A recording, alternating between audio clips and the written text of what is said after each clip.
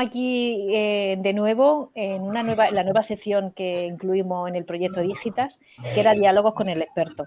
Y además de acompañarme Adelina Ocaña Cruz. Hola, Adelina. Buenos días. Pues nos acompaña la persona con la que vamos a dialogar. En este caso es Octavio Álvarez Béjar. Y voy a presentar a Octavio. Buenos días, Octavio. Buenos días, Lourdes. Buenos días, Adelina. ¿Qué tal? Bueno, pues antes de comenzar a dialogar contigo, Octavio, voy a hacer una breve descripción de quién eres. Octavio es funcionario público de carrera, pertenece a la Consejería de Desarrollo Educativo y Formación Profesional de la Junta de Andalucía. Actualmente trabaja como maestro de taller de artes plásticas y diseño en la Escuela de Arte y Superior de Diseño José Nogué de Jaén, donde imparte clases de escultura. El ciclo de grado superior en técnica escultórica es su especialidad, en concreto talla en piedra y madera. Correcto. Octavio es también coordinador de convivencia, bienestar y protección del alumnado del centro y como educador cuenta con más de 15 años de experiencia en diferentes escuelas de arte de Andalucía, Castilla-La Mancha y Extremadura. Octavio ha trabajado con adolescentes con problemas de exclusión y marginación social, con jóvenes de educación especial física y mental. Ha desarrollado programas de arte como terapia con enfermos de Parkinson y Alzheimer.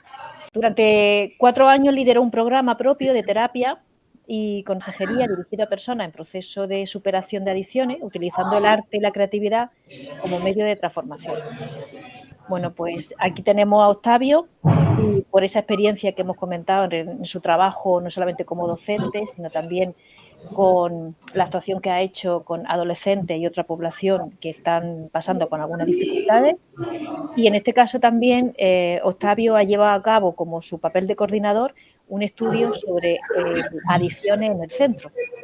Octavio, te doy paso y nos cuenta un poquito qué nos puedes decir en relación a tu experiencia, no solamente como docente, sino el trabajo que estás realizando con adolescentes y también relacionado con el consumo de sustancias, que esos datos lo habéis hecho y lo tenéis en tu centro. Bien, muchas gracias, Lourdes, por esa presentación. Y bueno, mi trabajo como docente y mi trabajo también como artista ha ido siempre muy unido a la salud. Por diferentes situaciones personales, pues fui uniendo esa parte creativa, ese componente que tiene el arte terapéutico y lo fui canalizando hacia diferentes realidades que me aparecían en torno en diferentes situaciones de mi vida, ¿no? Ese estudio se formó a través de un grupo de trabajo que coordinamos. Yo fui el coordinador y 3 compañeros fueron los que elaboramos este grupo de trabajo. El grupo de trabajo se llamaba Edificarte y este grupo lo que pretendía era que creáramos un espacio dentro del centro, un espacio para la reflexión, un espacio para hablar, un espacio para compartir y un espacio de información.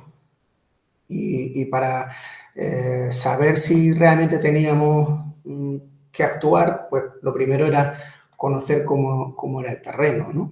Entonces, este proyecto Edificarte tiene como 2 palabras unidas, que forman un concepto creativo, el concepto de edificar como un elemento, con un significado de construir dentro de la educación, y el concepto de arte como un elemento de transformación, ¿vale? Y arte complementando varias disciplinas, ¿vale? Entonces, pues creamos este grupo, empezamos a trabajar y lo primero que nosotros hicimos fue hacer un sondeo, un cuestionario, 2 cuestionarios concretamente, y dirigidos hacia conocer la realidad del consumo de alcohol y el consumo de cannabis que podría haber en la escuela. Entonces, para ello utilizamos 2 test que los pasamos de forma física al alumnado, a todo el alumnado, es decir, todo el alumnado, todas las edades, le pasamos ese cuestionario de forma física. Ellos rellenaron esos cuestionarios, recogimos toda esa información, ordenamos toda esa información por rangos de edades y por cursos y conseguimos tener una información aproximada, pero muy real, de ese consumo, ¿no? De ese consumo que se puede dar en la escuela. Y bueno, creo que este modelo de escuela, o este modelo de investigación se puede dar en cualquier centro. O sea, no necesariamente que sea la escuela de arte, sino en cualquier centro se puede hacer, centro de secundaria o incluso en la propia universidad, se puede hacer este tipo de estudios, ¿no? Es una cosa muy sencilla, entre comillas, y que da unos resultados bastante clarificantes, ¿no? de la realidad. Sí. ¿Qué resultados son los que encontraste en el consumo, en el año en el que pasaste esas dos encuestas? Sí. ¿Qué datos los que teníais de consumo de alcohol y consumo de cannabis entre los estudiantes de la escuela? Vale, por un lado se hicieron, el proyecto también lo que quería era que se hablara dentro de las aulas. En este grupo de trabajo estábamos un profesor de filosofía, un profesor de religión, una profesora de dibujo artístico y yo como profesor de escultura, ¿no? Entonces también el proceso de investigación también partía de que nosotros pudiéramos hablar y pudiéramos ver qué era lo que los alumnos también demandaban, los alumnos también querían, qué les parecía a ellos que se hablara desde esta perspectiva. Al margen de los datos que fueron reflejando estas encuestas, estos test, una cosa que sorprendió es que ellos conocen el alumnado, se conocen, ¿no? Entonces, era una forma también de que ellos dijeran que es verdad, o sea, hay consumo, no podemos negar que hay consumo de alcohol, no podemos negar que hay consumo de cannabis y eso también para ellos, desde el enfoque de perder el miedo a hablar de esto, porque todos lo conocemos, ¿no? Pues fue muy interesante. Los datos que salieron son unos datos que ellos mismos conocieron y reconocieron que sí, que se consumen. Como se consume cada fin de semana en un botellón, como se consume cada fin de semana a nivel de cannabis. O sea, es la realidad. Conseguimos ver que esa misma realidad está en el centro, pero está en todos los centros.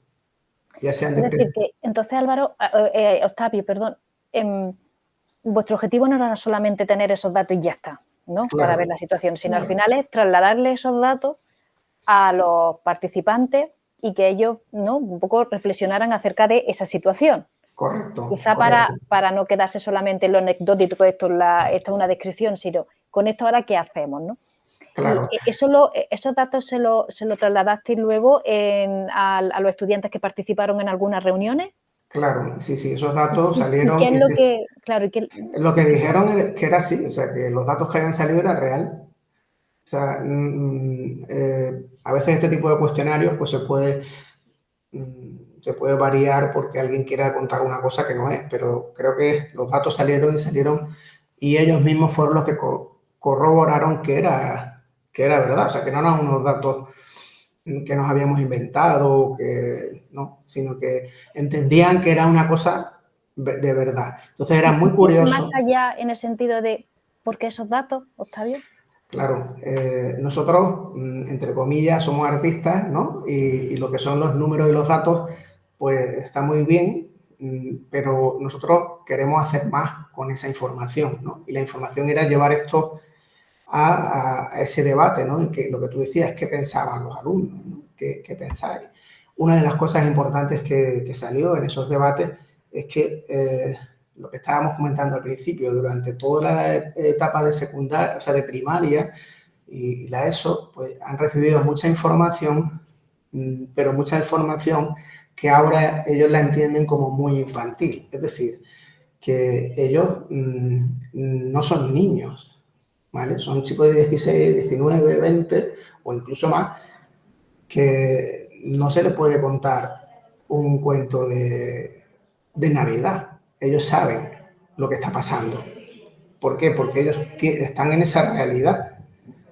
Entonces, cuando ellos se dan cuenta de que alguien está ofreciendo una información diferente, ellos están agradeciendo eso. Ellos agradecían la información, agradecían la verdad y agradecían de que no es tanto hablar concretamente de una sustancia o concretamente de algo, sino más bien es el contacto. Es decir, el face to face, la cercanía, el preguntar cómo ves tú esto, acercarte, el hablar, el mirar a la persona, dejar hablar a este tipo de realidades y bueno, cada compañero pues en su espacio descubrió una serie de elementos que eran muy importantes y que no salen de otra manera, sino salían en ese tipo de momentos. O sea, llevar,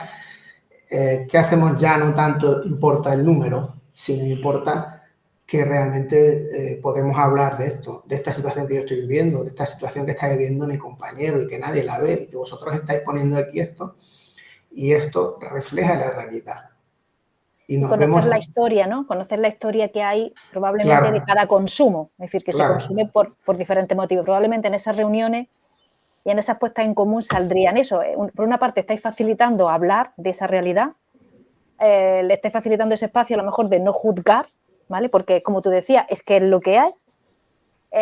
Y luego le estabais dando posibilidad de eso, de comentar ello, por qué esa realidad, ¿no? Y eso es un poco las conclusiones que sacaríais, que serían muy interesantes. Que cada uno tiene claro, su historia, que no son números al final, que no son estadísticas correcto, de el tanto por ciento. correcto.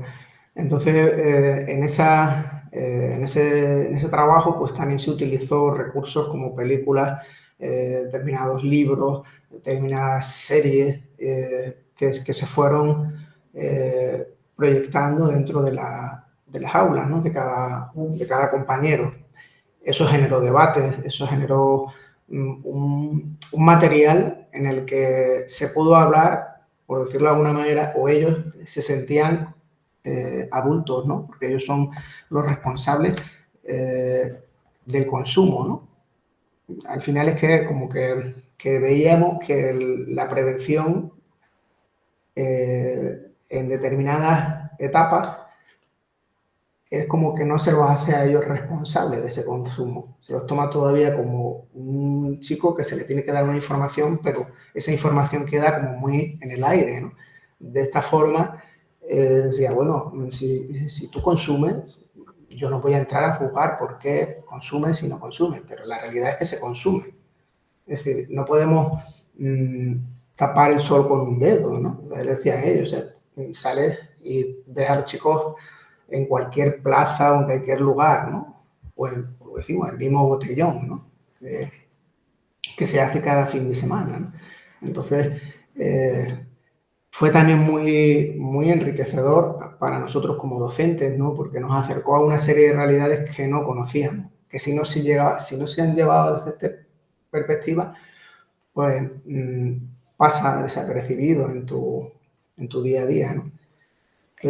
También para el profesorado pues, fue una fuente de formación, porque también utilizábamos nosotros pues, diferentes profesionales que nos fueron pasando contenido y nos fueron pasando pues, diferentes presentaciones también que las pudimos utilizar incluso en el aula, ¿no? Cuando me digo profesionales, me refiero a personas que están dentro de un centro de rehabilitación y nos compartieron diferentes materiales para que pusiéramos en clase, ¿no? Entonces, eso también siguió provocando reacciones en el alumnado, ¿no?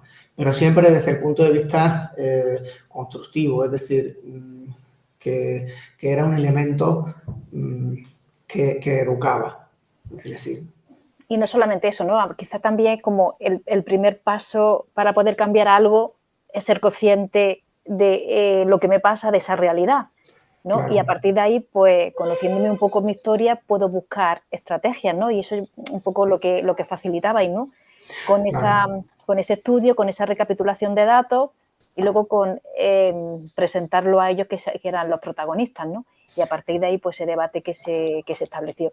¿Considerabais también que dentro de vuestras clases, como hemos dicho al principio, que a través del arte, a través se podía también generar, se podía trabajar también esa expresión de emociones o esa búsqueda de soluciones? Claro, sí, sí. En principio, lo que utilizábamos o que se utilizaba en este tipo de tutorías, por decirlo así, o cada uno lo acoplaba en su clase, es que también ellos participaban y expresaban qué sabían y qué no sabían, ¿no? Entonces nos dimos cuenta de que había mucha mala información, mucha mentira y muchos conceptos cambiados, ¿no?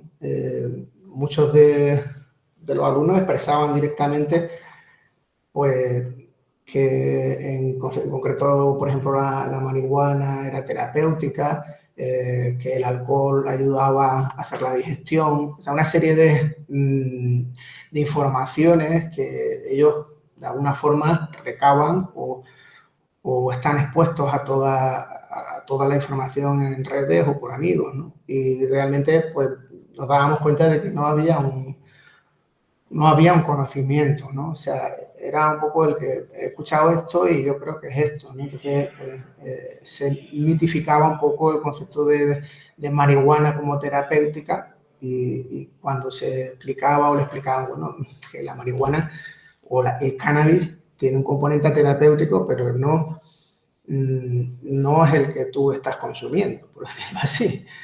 También salía a la luz eso, que la marihuana que se fuma actualmente no tiene nada que ver con la marihuana que fumaba, por ejemplo, Bob Marley, se fumaba hace 30 años. La marihuana que se fuma ahora está modificada genéticamente.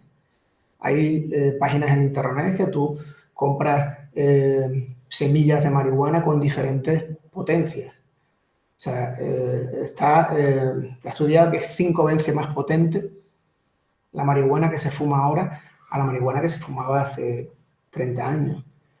Estas personas que estaban en centros de rehabilitación nos decían que cada vez niños más jóvenes, niños a partir de 14 años, llegan a los centros de rehabilitación con problemas de esquizofrenia, con problemas mentales muy serios producidos por la marihuana. Estamos hablando que el componente alucinógeno, por decirlo así, el THC, ya no es ese THC de hace 30 años. Lo seleccionan, lo modifican, con lo cual es muy, muy diferente lo que están fumando y el peligro que tiene para la salud mental, para un cerebro que se está creando, que se está adaptando y le estamos metiendo un componente explosivo para sus neuronas, ¿no? Entonces, cuando tú empiezas a aplicar esto, ellos abren los ojos. O sea, es una información real. O sea, no es una Esa información... es una información donde tú lo haces partícipe. Claro. Es decir, no es solamente unidireccional, sino que al final estoy hablando de tus datos, de tus realidades, pero te escucho porque esa realidad y al final yo te voy también trasladando información que se supone ya saben, pero una cosa importante, la que tú estás diciendo, es que hay muchas campañas de información, hay muchos programas preventivos a nivel universal, hay mucha información disponible, pero no llegamos, esa información no llega para tener el papel que todos esperamos, y es que que actúe de prevención. Fíjate que sigue existiendo esa información errónea. No sé si Ade quiere también preguntarte algo al respecto. Eso, lo que has dicho de esa información errónea que llega y un programa preventivo, pero que no termina de calar en los jóvenes. Aparte de eso, también influye lo que es la sociedad en sí o las dificultades que ellos se pueden encontrar tanto a nivel social, educativo, el grupo de amigos. ¿Influye eso en el consumo de alcohol y de cannabis, por ejemplo? Claro, sí. Es muy interesante lo que estás diciendo. Indudablemente, cuando un joven o una persona llega a un proceso de adicción, hubo también que explicar que explicar directamente qué era realmente una adicción, porque también se mitifica o se señaliza a una persona adicta, ¿no? Entonces, había que explicar muy delicadamente, por decirlo así, lo que era el uso, lo que era el abuso y lo que era la adicción, ¿vale? Porque la frase o estamos acostumbrados a escuchar pues que, bueno, vamos a tomar unas cañas o me puedo fumar tanto, ¿no? Tú puedes usar. O sea, hay que explicarle que hay un uso en el que tú controlas ese uso. Pues bueno, pues te puedes ir a tomar unas cañitas o unas cañas con tus amigos, te puedes ir a tomar unas cervezas con tu familia incluso, ¿no? Otra cosa es el abuso, es decir, es diferente irte a tomar unas cañitas que caer con un coma etílico. Entonces, eso sería un abuso. Estamos viendo que hay otro paso que sería la adicción, que la adicción es un proceso que se va a dar por ese abuso sistemático que se va haciendo durante un periodo largo de tiempo. Una persona consume pues por determinadas situaciones, pero indudablemente hay un consumo en el que lo estás viendo en casa. Hay personas que fuman, padres que fuman, o las personas que fuman, y los hijos puede ser que no fumen, pero hay otros que sí, ¿vale? Entonces, la familia, la sociedad está intrínsecamente relacionada. O sea, no podemos separar al chico que tiene 17, 19, 20, 25 de ni su familia, ni de su entorno, ni de sus amistades, ¿no? O sea, todo está unido. Y indudablemente tenemos una información que cada día, ya sea por todos los medios que nosotros tenemos, que nos está llegando de información de consumo. Creo que la última campaña que se hizo por la FAD fue en el 2012. ¿Vale? Estamos en 2024. Actualmente, muchos de los consumos que se están haciendo están publicitados. Nosotros consumimos publicidad a diario, ya en redes sociales, como en televisión, como en medios. Estamos consumiendo mucha publicidad y en esa publicidad nos está llegando información. Entonces, en esos condicionantes sociales que estamos comentando, que estás señalando, en esas reuniones que teníais con ellos donde devolvíais la información, salían también, además de esos aspectos sociales que estás señalando, salía también si ellos utilizaban o consumían pues, para buscar una tranquilidad, buscar no pensar en determinadas cosas como estrategia para hacer frente a tareas, es decir, si también veíais que había también como un uso del consumo por ese tipo de factores más individuales, ¿no? Como de regulación emocional o de dificultades que estuvieran pasando, si lo tenían asociado a malas rachas y consideraban que era como la opción que tenían para no pensar. No sé si eso también hubo oportunidad de que saliera ahí en esos espacios. Bueno, no tanto, ese terreno era como un poco más privado, ¿no? Dejamos ahí, se tocaba o se ha tocado un poco más de forma generalizada, ¿no? Porque a veces creo que tampoco el hecho de buscar el fin a algo no era como lo más correcto, ¿no? Porque a veces uno no sabe lo que es detrás de cada persona, ¿vale? Entonces, sí nos dimos cuenta de que, bueno, pues es una forma de socialización entre ellos, ¿no? Entre las personas en todas estas primeras etapas de la vida.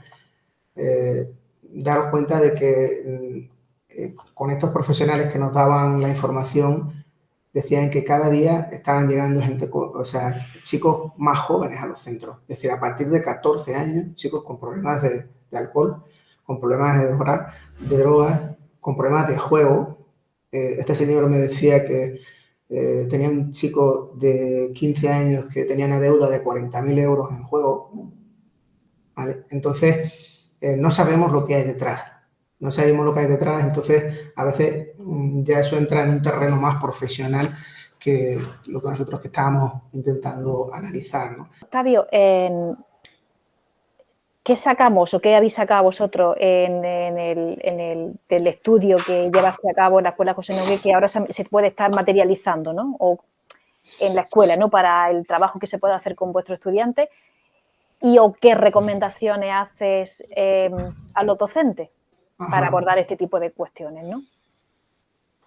Otra cosa que también sacamos, que es interesante también que se diga, ¿no? Que era que también a veces ellos, los chicos a determinadas edades, también se les llega una información muy sesgada del tipo de persona adicta o con problemas de alcohol o drogas, ¿no?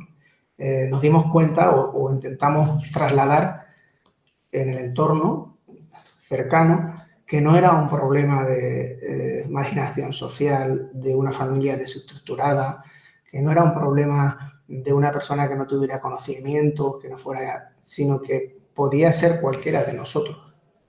Es decir, que a veces se mitifica, por decirlo de una manera, a una persona bohemia. Estamos en una escuela de arte o estamos en un centro o a una persona que vista de determinada forma o vaya de determinada estética con una persona que consume cierto tipo de sustancias o tiene diferentes comportamientos.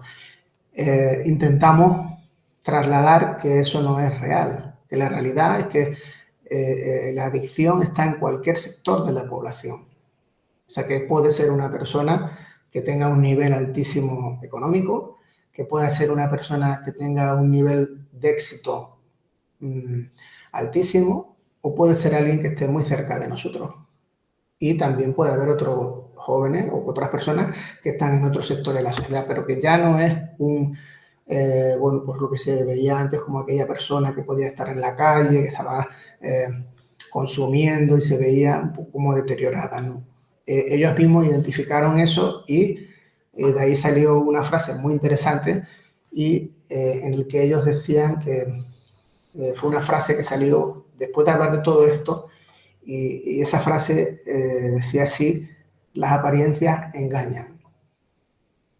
Entonces, no fue una cosa que salió de nosotros, sino fue ellos, ¿no? Es decir, ellos tienen una visión, son también ya adultos, entre comillas, y tienen un criterio para ver eso. Entonces, igual que los adultos también lo vemos, pues ellos también lo ven. Entonces, desmitificamos un poco eso. La persona que hace música se le relaciona con la droga, bueno, pues puede haber que sí o puede haber que no. Yo he tenido alumnos que aparentemente visten de una forma muy radical y luego son las personas más sanas del mundo. Son vegetarianos, no fuman, no beben, hacen deporte, ¿vale? Y aparentemente tú lo ves y dices, bueno, entonces hay mucho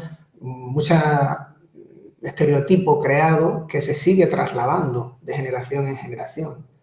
Pero cuando a ellos se los explica, dice, bueno, pues es verdad. O sea que puede ser que estés con una persona que tú creas que, pero decía, profesor, es que aquí apariencias engañan. Entonces dices, bueno.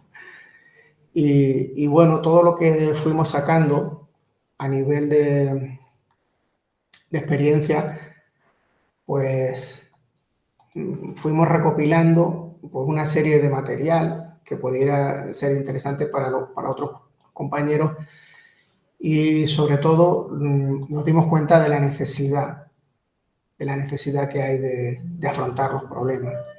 Y como tú decías antes, tenemos mucha información, tenemos mucho contenido. Pues desde aquí, en el tema de la salud mental, el proyecto que vosotros tenéis de Digital, hay una cantidad de información, hay una cantidad de guías. Es tremendo toda la información que habéis recopilado, un trabajo excelente. Y a otros niveles, pues lo que vimos es que hay una necesidad de pasar a la acción. Es decir, estamos creando contenido, creando información, creando mucho material, pero lo que demostró o que nos dimos cuenta que se necesita entrar en acción, hacer, pasar a acercarnos, mirar, escuchar, sentarse, hablar de la realidad. Es decir, remangarse cada uno en su sector, ¿no? Y poder ver qué podemos hacer. Ya tenemos el contenido, todos de alguna forma estamos formando. Cada día a nivel personal nos vamos formando, ¿no? Pero tenemos que pasar a esas prácticas, ¿no? Octavio, eso lo trasladas tú, por ejemplo, para ir terminando, eso lo trasladas tú, por ejemplo, en tus clases. Porque en las clases tú eres profesor, ¿no? Talla en piedra y madera, juntamente. Entonces, ¿qué haces, no? Es decir, ¿qué haces para trabajar estos aspectos que estamos señalando de la importancia de cada uno, el proceso que está llevando, ya sea con el consumo de sustancia o no? ¿Cómo se puede trasladar, cómo se puede actuar en el día a día? Y en este caso tenemos el ejemplo de un docente en la Escuela de Arte que está trabajando con su estudiante.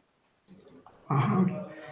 Bueno, sobre todo es el conocer a la persona, ¿no?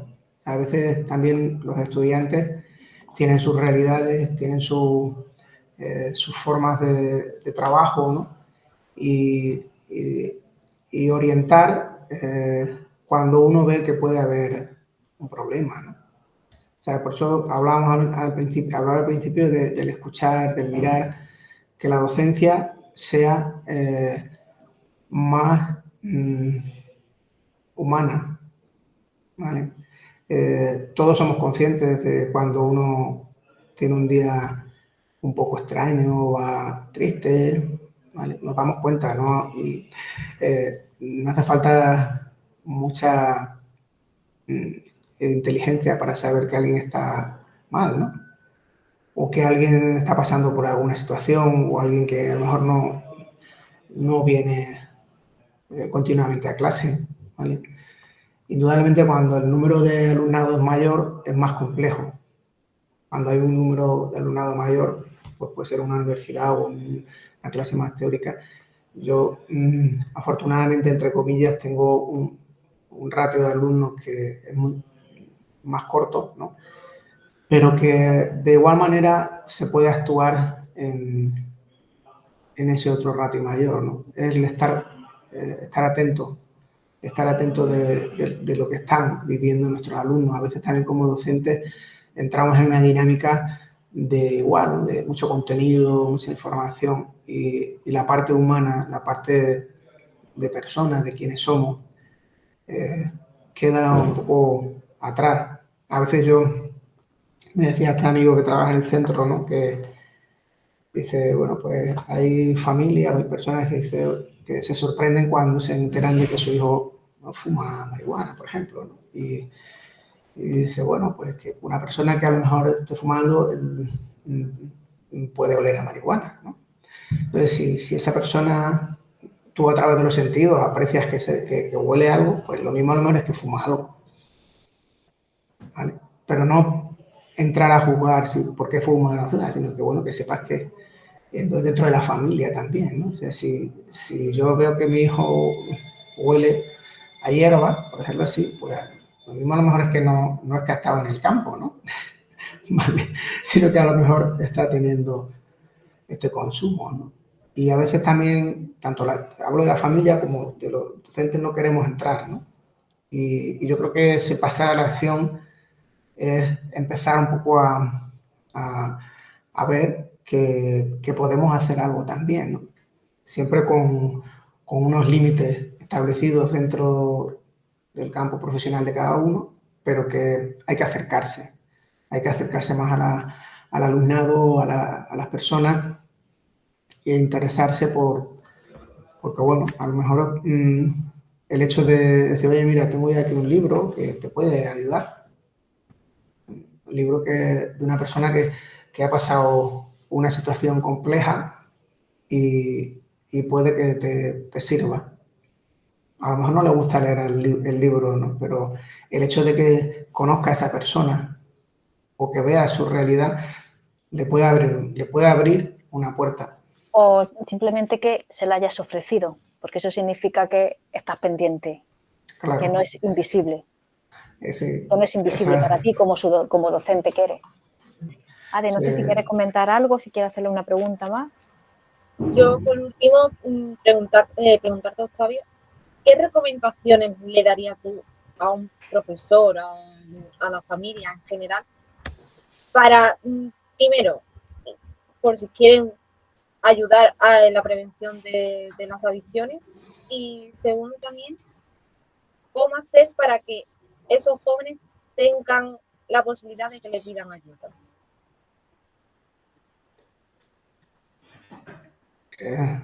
Buena pregunta, buena pregunta. Sí, yo creo que en el tema de la familia también hace falta esa información, esa apertura. Es decir, a veces la familia llega a un punto en la edad de su hijo que ni por una parte ni por otra se reconocen. Y a veces nosotros que somos un poco más adultos tendríamos que intentar bajarnos hacia ese nivel en el que está nuestro hijo o nuestra hija, ¿no? El acercamiento, el estar pendiente, como decía Lourdes, no solamente es en el centro, sino también dentro de nuestra casa, ¿no? Los cambios que se dan en un adolescente o una persona que está teniendo problemas tanto de salud mental como de adicciones son muy claros. O sea, no hay lugar a dudas, ¿no? Hay un comportamiento que ya no es el que era. Y nuestra madre o nuestro padre nos conoce. Entonces, si ese niño o ese adolescente o ese joven no sale de su habitación, como decíamos, huele a determinada hierba, hay que ir a qué pasa. Entonces, a veces también creo que ese pasar a la acción no es solo también para los profesionales, sino para nuestra propia familia. Hay que ir a qué pasa, ¿no? Hacernos esa pregunta, incluso como hermanos. Imagínate que tú tienes tu hermano que tiene un problema y lo estás notando, pero no quieres mirar hacia ello, ¿no? Hablo desde la salud mental, de las adicciones, de cualquier tipo de problema. Entonces hay que educar, creo que la educación es un papel muy importante y tanto en las primeras etapas como en secundaria, como en la universidad, se tiene que seguir trabajando en esa línea, ¿no? Es decir, tenemos que estar pendientes de que tenemos cerca. Yo les digo a mis alumnos que para conseguir el éxito, yo abogo por 3 valores, ¿no? Uno de ellos es la honestidad, otro de ellos es el respeto y otro de ellos es la humildad. Tenemos que tener honestidad para saber en qué situación estamos, ser honestos, ¿no? Es lo que hablábamos al principio de la verdad. Los jóvenes, los adolescentes, los niños reconocen claramente la verdad. Cuando alguien les habla de verdad, lo reconocen. Cuando alguien habla con un cuento, también lo reconocen. Entonces, cuando ya somos adultos no se nos puede hablar como si fuera un cuento. Entonces, hay que ir a la verdad, hay que ir a la situación, hacia el problema, ¿no? En este sentido, los americanos, la comunidad americana, cuando hay un problema, enfrentan directamente el problema. Lo que se hace en este tipo de centros de rehabilitación es que se enfrenta directamente al problema, se saca a la luz. Es la única forma de poder trabajar. Si no vemos lo que nos pasa y no aceptamos lo que nos pasa, no podemos actuar. Y por ahí un poco sería la línea, ¿no? De humanizar más las relaciones, perder ese miedo, porque a veces también tenemos miedo a lo que puede pasar. Y un problema de salud mental, si se coge a tiempo, no se puede llevar bien. Cuando la cosa se pasa a medida que vamos continuándose en el tiempo, cada vez se va a hacer más daño, ¿no? Y se hace daño todo, ¿no? Entonces, la recomendación, hablemos más y enseñemos a pedir ayuda. Eso forma parte de entrar en acción. Es fácil pedir ayuda, lo difícil es pedirla, ¿no? Bueno, Octavio, pues nada, vamos terminando y antes de despedirnos, pues agradecerte mucho el tiempo que nos has dedicado a Ade y a mí y al proyecto Digita. Y yo creo que, bueno, pues que esta reflexión que tú has hecho, esa transmisión de conocimiento, de experiencia y de humanidad que has trasladado con tus palabras, pues yo creo que van a ser muy importantes para la gente que vea y que nos escuche. Así que muchas gracias por este rato que nos has dedicado y por este diálogo que hemos tenido contigo, Octavio. Ha sido un placer. Gracias a vosotros, de verdad que enhorabuena por este proyecto de Digitas, enhorabuena por vuestro trabajo. Gracias por colaborar también con la Escuela de Arte, con ese proyecto. No dejéis, por favor, de colaborar, porque para todos es una manera también de que contribuyamos a este cambio, ¿no? A este cambio que necesita la sociedad, necesita de vosotros como profesionales, Adelina, que es psicóloga ya. Ella es antropóloga, fíjate, tenemos aquí una variedad. Ella es antropóloga. Antropóloga, mira, pues sí, normalmente para este estudio, un estudio de la sociedad, pues se necesita conocer, ¿no? Yo creo que el mensaje también es para estas nuevas generaciones que están saliendo de psicólogos, ¿no? de antropólogos, que vayan a esa parte humana, ¿no? O sea, que conozcan las realidades. A veces uno dice, uno termina la carrera y ¿qué hago, no? Hay muchas realidades que uno puede acercarse y aprender, ¿no? La experiencia personal mía es un testimonio de ello, ¿no? De que puede ser una cosa que te parezca completamente diferente a lo que tú has estudiado, pero te acerque y te ayude a humanizarte más como profesional, ¿no? Entonces, el vivir esas realidades cerca es muy importante, ¿no? Que los alumnos tengan esa práctica profesional y humana, ¿no? Muy bien, pues nada, lo dejamos aquí. Muchas gracias. Gracias a vosotros.